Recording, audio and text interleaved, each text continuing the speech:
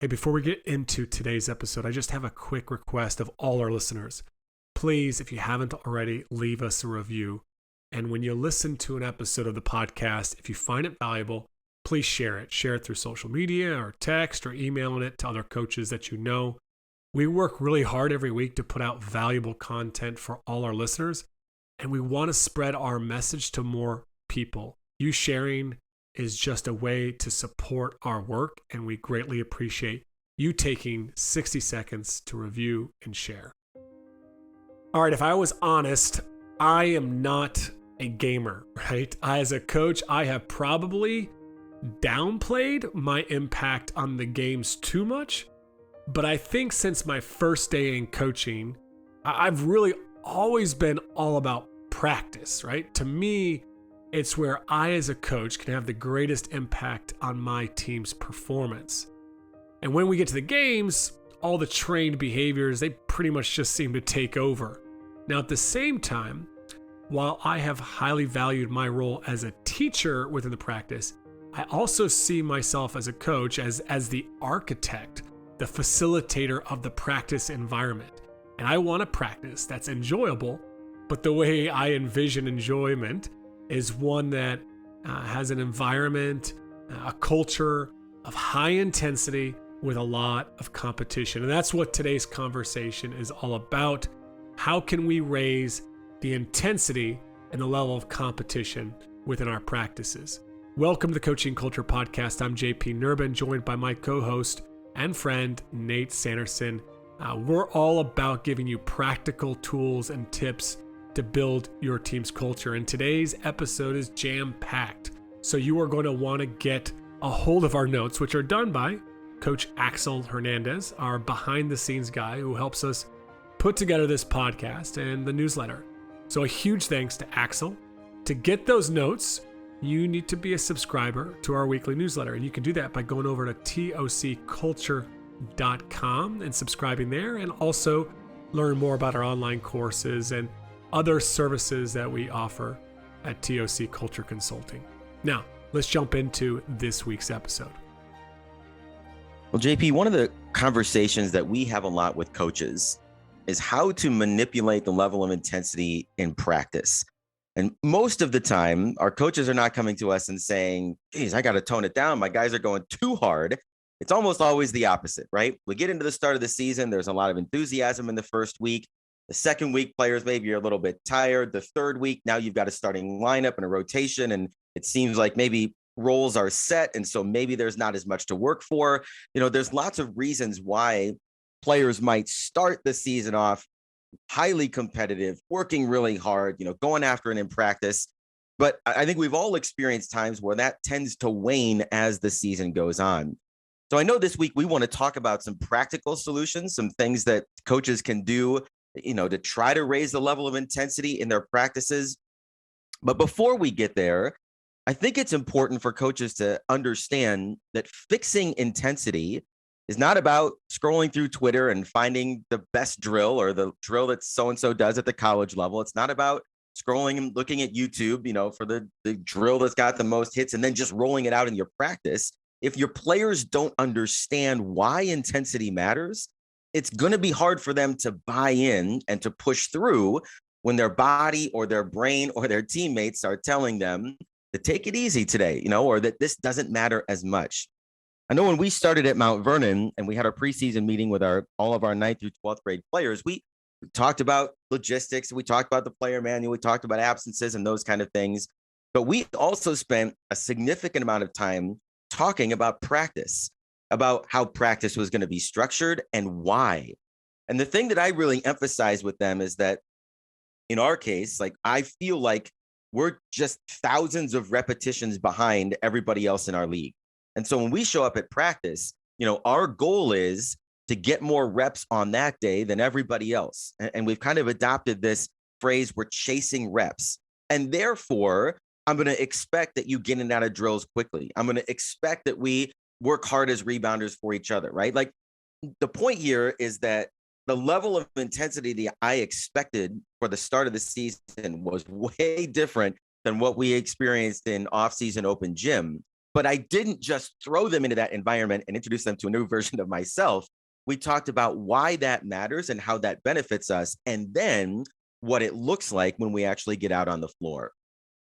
Yeah, there's two things I want to mention on that, Nate. And the first is when it comes to raising practice intensity, the things that we're going to talk about today, I think they're really trying to shape the environment so that the intensity, the motivation comes intrinsically. It comes from within the athlete and less of the extrinsic motivators that we tend to default to as coaches. So we're really trying to drive the intrinsic motivation within our practice environment. And I think you hit on the head here, which is they need to know why. Why are we practicing this way? And some of the things that we're going to throw out today, like the quick set or a competitive cauldron, right? If you choose to implement something like this, it's really important you take the time to explain why. Why are we doing it in this way? And so I think the more we can explain why, I think the more we can tap into that intrinsic motivation. Well, there's one more thing, JP, I'd like to add before we start getting into some practical stuff here in terms of just setting the table and preparing your players and preparing your practices, is that if your players believe that what you're doing in practice leads to a more successful outcome in the game, they will be more engaged in what you're doing in practice, right? Your practice efficacy really matters. Doug Lemov talks about this as the best way to earn credibility as a coach is to help your players get better. If you're doing things in practice that don't happen in games, or you're doing drills in practice and players don't feel like it's helping them to get better, it's very, very difficult to raise the level of intensity. In a basketball context, if we're just trying to make 9 out of 10 layups as a team in less than a minute, I don't know that really translates into making competitive layups in games. And players may get frustrated by that, right? Because we don't shoot 10 uncontested layups in a game. And so they can see that, and if they feel like time is being wasted, that's naturally going to take away from the intensity level in your practice. I think related to that is the idea of efficiency, especially today. Kids are so busy. They're doing off-season sports, in season for other sports. They have their own trainers. They've got all these academic opportunities. And so if they feel like we're wasting time in practice, if we're, shooting where we're doing 7 kids at 2 baskets when we could be doing 3 kids at 5 baskets, like kids pick up on that. So the more deliberate we can be with our planning to make our practices more effective and more efficient, I think kids are naturally going to tap into some of that intrinsic motivation that you just talked about. Yeah, when you talk about efficiency, I remember I was invited to watch the New England Patriots training camp maybe about 4 or 5 years ago. And obviously I was blown away by the efficiency of how they moved and from one drill to the next. And it was just incredible, right? It was a highly efficient environment that Bill Belichick has created when it comes to their training. But what was interesting to me was how they spent time with the players before they took the field that day about running through the practice plan, right? This is where we're going to move from here to here. This is how we're going to do that. But not only that, not only did they run through kind of the practice plan for the day with players beforehand, but something that I think every coach, regardless of the level, can do, which is they spent time from day one training players on how to practice, how to effectively move from drill to drill. When do we go get water? When is it appropriate here? How do you debrief? Like they took time on not just training on how to do drills, but everything else outside of that. And I found that to be incredibly important. And that's something that I try to really encourage coaches in any sport when you're going into the season, is taking time to really explain how we want to do things here, not just the drills. And I think you do a good job of that as well. Well, JP, our friend Sam Allen of Point Guard College often says that competitiveness is a learned skill. And I know we're going to get into that a little bit here later, but I would also argue that learning how to practice is a skill. Like being good at practice. When I think about, again, the environment we were trying to establish in week 1 at Mount Vernon, we talked about every little thing at practice that can often take away from our intensity. So think about this. We go 4-on-4 for 4 minutes, and then we have winners and losers. And so our losers go touch 2 bleachers, and then we give them a water break, and we're going to be back. And it's like we're at this level of intensity, but as soon as the clock goes off and we walk to get our water and we lounge around and we go out, to tie our shoes or whatever, and then we bring them back and then we try to ramp back up again. I'm not saying that everything has to be hyper intense, but your transitions matter. If you don't transition with urgency, you have to fight back when you have those dips in practice. So we talk about that, like how quickly we want to get in and out of our theater, or in and out of drills, or this is a little thing, JP, but when we're chasing reps, we'll show something in the theater. Let's say we're going to do partner shooting, whatever it might be. You're shooting first. As soon as I blow the whistle and say, all right, let's go, we go to a basket and you just start right away. Like it becomes a race to get started first, because whoever starts first gets the most reps. And so rather than go to the basket and wait for a coach to give you permission or start on the whistle, we are now hustling in, we're hustling out, we're hustling to get organized, and we're trying to start as soon as possible. Again, because we're chasing reps. How we do it really matters. I love that. And one of the things that I really try to stress when I do on-site visits with coaches is, I'm really observing and looking to see how people, come into the practice and leave the practice. Like from the second a player steps on that field or on that court, how much connection, how many collisions do they have with other players when a coach walks into the practice environment? So I think it's even trying to teach your players how to walk into the gym. And, I've got many teams that have standards called like the 5-10 rule. At 5 feet, you have to touch. At 10 feet, you got to say hello, or there's the talk and touch rule. But you just have these kind of standards around how you even enter practice. What do you do when you walk into practice? Are you, going and talking to your friend, or are you at a basket working with a partner on certain skills that you both need to work at? Or are you just partnering up with whoever comes to the gym first, just to kind of create some collisions there with other people? Because I think so oftentimes those moments before and after practice can be culture building moments, or they can be click kind of building moments. And we've got to be intentional in those areas within our practice. Well, JP, with your permission, I would like to climb on my soapbox for a moment and talk about one other little tiny thing that I think matters a whole lot. You and I have watched a ton of practices. I've watched practices on Huddle. I go to people's practices. And the thing that is the most astounding to me is when I watch a coach address their team and their players do not look them in the eye. And that may seem like a little tiny thing. It's not just a respect issue. It is a respect issue, but there's more to it than that. Active listening starts with our countenance, and it starts with eye contact with the person who's talking. Again, if you're trying to reinforce the idea that when we're here, we're working hard, we're intense, we're focused, and you don't demand that your players look you in the eye, then you lose the intensity that you want from their listening, right? And they're valuing what you're giving them to get better. I told our kids at the very beginning when I started at Mount Vernon, if I can fight for only one thing, it is eye contact. I told the parents the same thing when we did parent experience night the other night.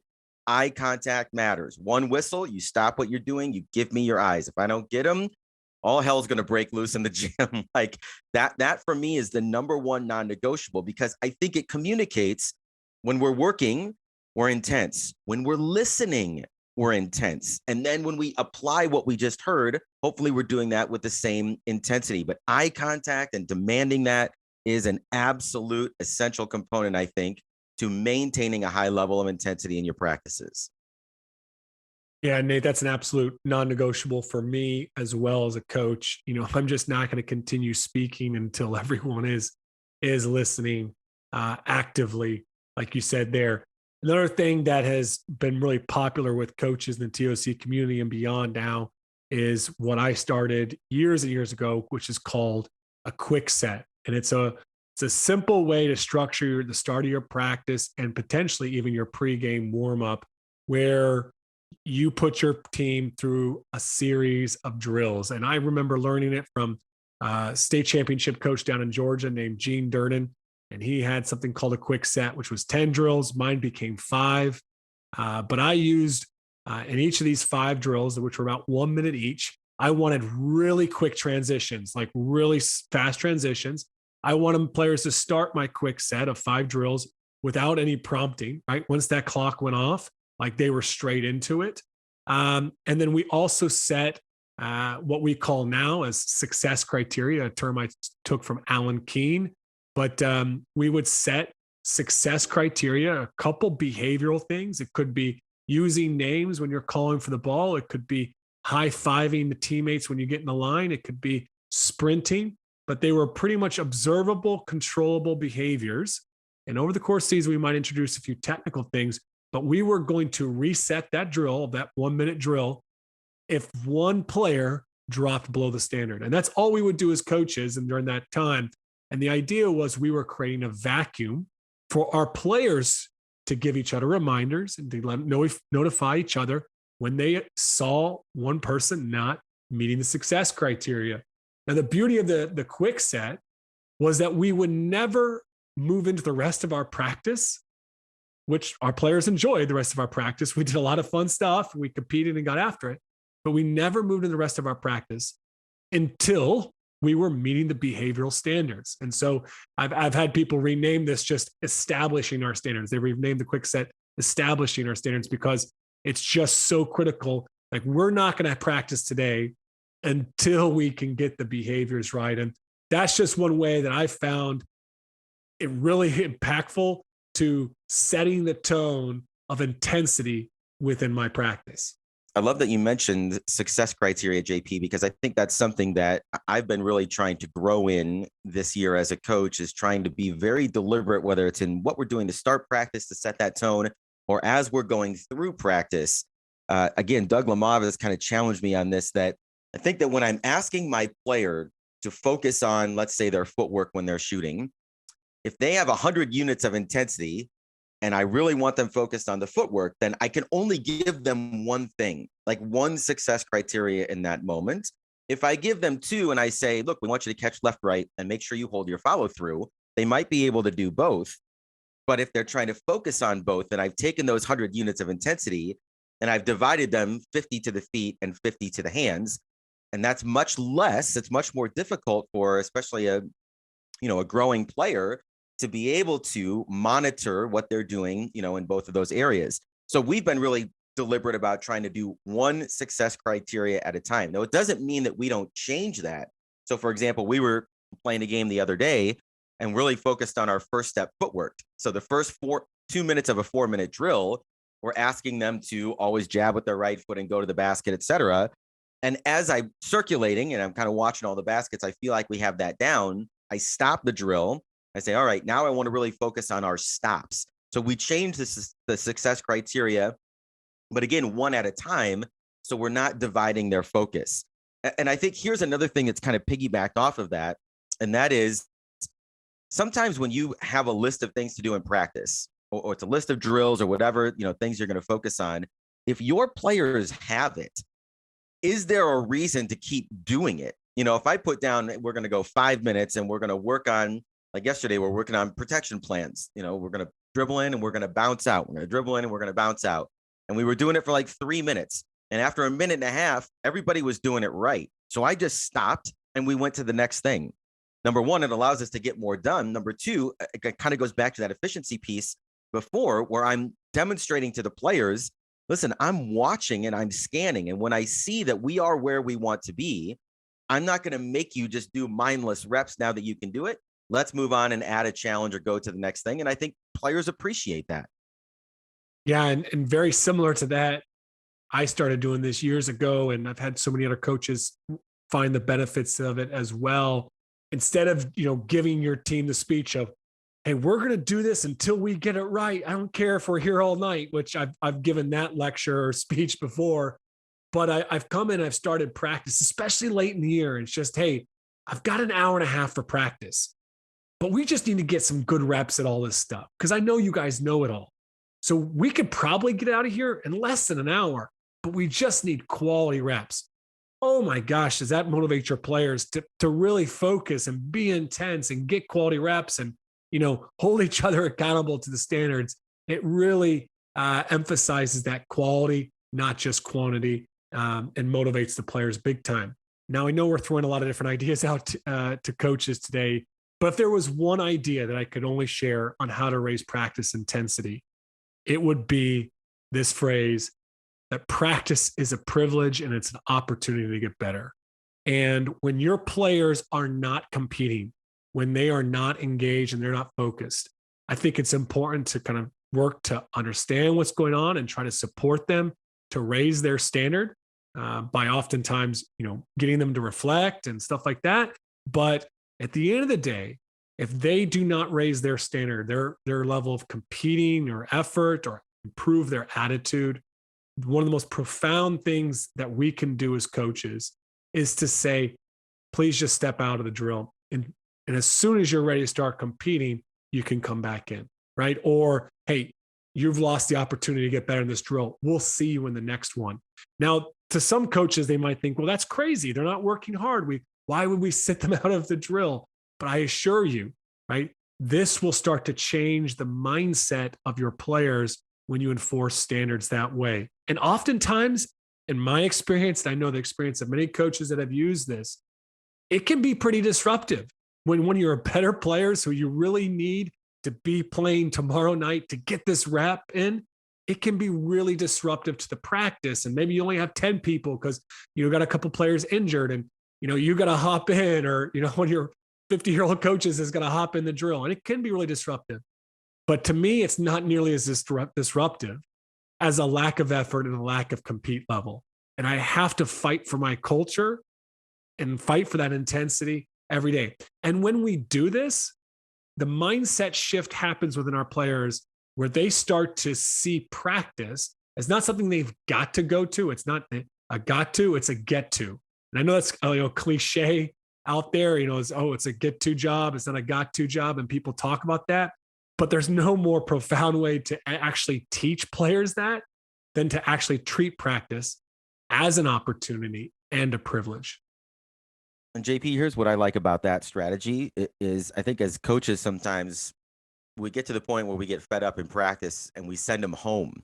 We just get them out of the environment. You're making our team worse today. You can't be around. You're not being who we want to be, et cetera. And maybe you get to that point and they just forfeit, their opportunity for the rest of the day. But ultimately, what we're trying to help them figure out is how do they self-regulate and be able to raise their intensity level or whatever it might be back to a place that we want it or that we've, decided on as a team. Like that's the ultimate goal. So they can do that in a game, so they can do that in real life. And if we just boot them, and send them home, they don't necessarily have the opportunity to self-correct and then the reward of getting back in to be able to practice and play again. And what's so critical about that is it's within their control.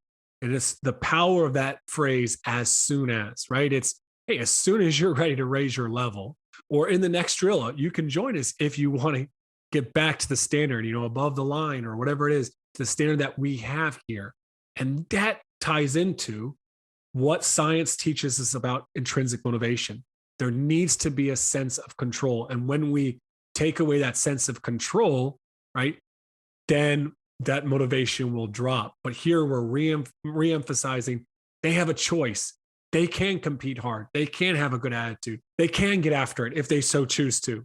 Well, JP, another factor I think is related to intensity, but maybe not exactly the same thing, is just the idea of being aware of the energy level in the gym. What's the vibe? What's the environment feel like? At PGC, they call it, the spirit, right? And they talk about how an energetic, a loud gym is a winning gym. A quiet gym is a losing gym. And I think there's lots of different ways that as a coach, you can have an effect on that energy level, because obviously the more energy there is, the more likely players are going to be to compete and work hard and do the things that you're looking for. To me, again, I think it goes back to teaching, where do you think that energy should come from? There are a lot of coaches that their personality drives that level of intensity and energy in the gym. The coach is the loudest voice. The coach is the one that's, rah and getting loud in drills and getting on people, both good and bad. And players may respond to that. But if you have the expectation that your players should bring the energy, we'll often say that what our gym feels like is your responsibility. I'm an old man. I got a bad hip. I can't move like I used to, JP. It's harder for me to drive that energy, for 22 people and 4 coaches in a gym. And so we, again, teach that to our players. What are things that players can do to raise that level? And I would just add as a disclaimer, it doesn't mean that I don't have any responsibility in contributing to that as well. And if you were watching on Twitter over the last week or so, there was an incident in Golden State where Draymond Green kind of called out Steve Kerr for his lack of energy on the bench during a game. And Kerr ramped it up in the second half. And there's kind of clips of him, giving these fist bumps and getting real animated. And they asked Kerr about it after the game. Why were you so pumped up in the second half? And he said, well, I was challenged by Draymond. He said that my body language, I would never accept from him, that the team needed better, that they needed to see that he still believed in them, even when they were making mistakes. And he was right. And I had to change my energy level. There's something to that as well. But again, I think it's being clear about what's expected and how do we get there, both as players and as coaches. Yeah, I love that story from Steve Kerr. Now, one of the words that you've been using, I've been using throughout this episode, is that word compete. And actually, last episode with Tyler Costin, he talked about something that I find to be one of the most effective ways to raise competition in practice, and that is the competitive cauldron. And for years, I would have winners and losers. We were using a lot of games-based approach, and losers would do running. And I had a couple issues with the running because I felt, it was kind of disruptive. It was in the middle of practice, and I just wanted to transition to the next thing. And then secondly, I was like, man, we're running. That's conditioning. That's supposed to be a good thing. Like, we want our players to want to run hard. So I made a couple changes in my coaching, in my practice. Conditioning became competitive. And we used to do these competitive conditioners, and I've had coaches that have used them, and they're really fantastic. And we might put our players, through some tough drills, and we might be tired, and we'd say, hey, hit the line. We'd get them on the line, and they'd have to do a down and back sprint. And they'd do the sprint, and whoever came last was off. Not, it wasn't winners or off. It was whoever came last was off. And they'd have to go at half court and cheer on their team. And, we'd blow the whistle, another group would go, and one person would come off. And we would do that as we'd whittle our team down. And by the end of it, you talk about intensity and energy and vibe in the gym. It's incredible because you got 2 people really going at it that are just laying it all on the line. They're just absolutely beat. And then the rest of the team is just cheering them on. And the idea was, this is here. We're here to compete. Conditioning is good for you. And it really started to change our team's mindset. And the second thing we did, as Tyler Costa mentioned, was the competitive cauldron. We started to chart winners and losers, and we would have a ranking. And sometimes we'd post that ranking publicly. Sometimes it was just held by the coaches. It's kind of, kept secret for the most part, and until we were having some one-on-ones with players who might not be happy with their role or their playing time. But we just started charting winners and losers, and the players knew that. And it was all about just trying to, make practice a little bit more efficient, but also to try to tap into the intrinsic motivation of competition, right? I want to be the best that I can be. And I might be 13th on the ranking, but can I move up to 12 and 11? And all of a sudden, our players started competing, not because they were going to have to run if they lost, but our players started competing because they wanted to win, and because it mattered and everything mattered. And I have to tell you, even in some tough times in our season, we were losing a bunch of games. It was really, really helpful because we'd go through some losing stretches, but I still felt like our players could come in and compete and experience win and the joy of winning, the way that we structured our practice. And so I recommend to coaches to explore the possibility of a cauldron, because I think it does foster that competitive environment if that's what you're trying to create. Well, JP, as we mentioned before, our friend Sam Allen, is adamant that competing is a skill that can be learned. And I think, again, going back to what we started with in the episode here, talking to your team about why competing matters, because it can be uncomfortable, particularly as a girls coach, there's a little bit there where nobody wants to disrupt the harmony and the unity, of the group by defeating somebody else, or passing somebody else on the ladder, whatever it might be. And so talking about the performance advantage that comes from how we train and training competitively, I think is important.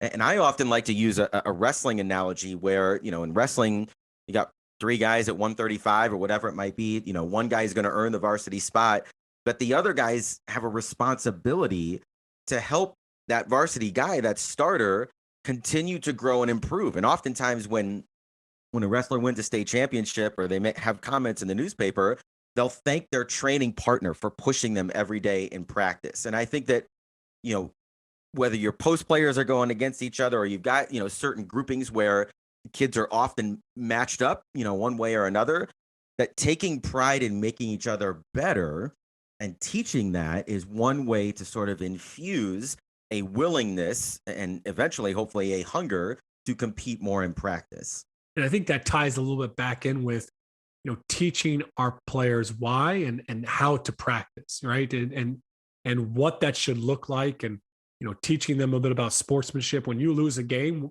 in practice, what should it look like? And when you win a game, what does that look like from that standpoint? And I think sometimes when we try to avoid those situations, we miss out on some opportunities to teach those skills that are so important.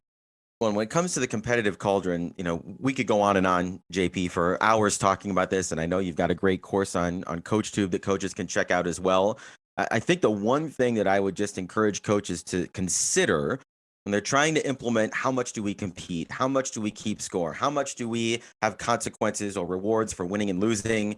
Do we share the results?